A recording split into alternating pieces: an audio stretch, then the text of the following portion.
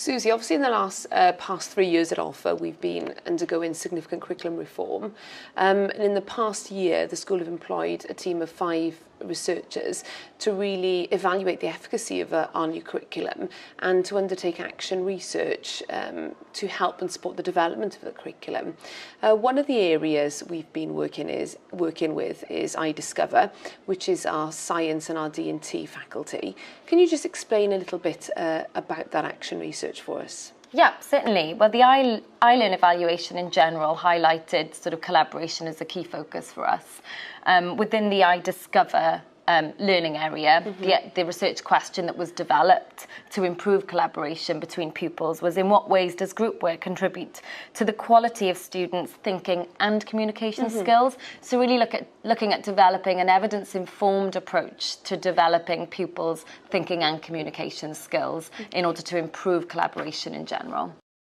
As part of the iDiscover action research, you decided to undertake semi-structured pupil interviews.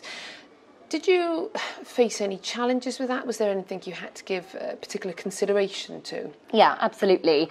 Well, firstly, we were adamant that we needed to speak with the pupils. We needed to give them the opportunity to reflect on the intervention, to really get some qualitative insight into their experiences.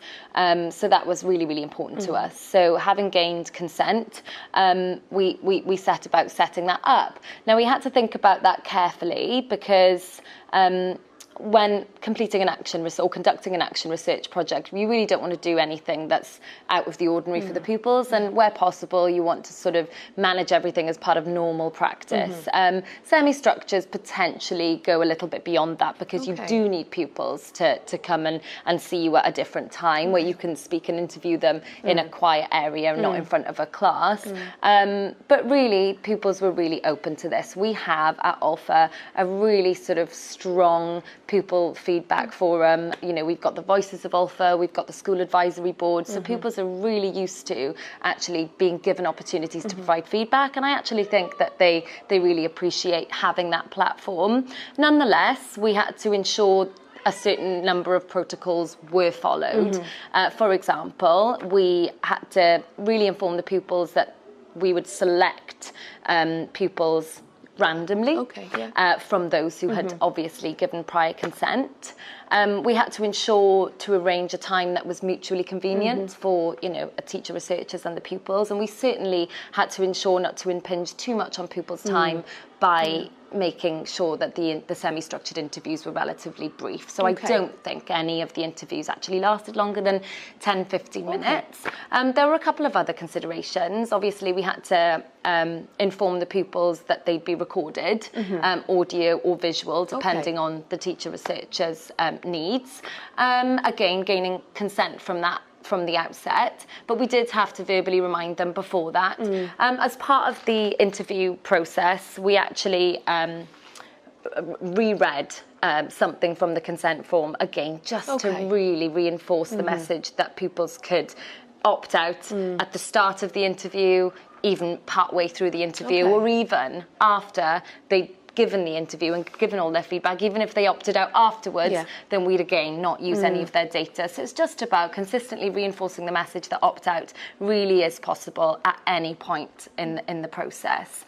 I think it was about, I think one of the important things was, again, reassuring pupils that any information would be kept securely. I think that's quite important.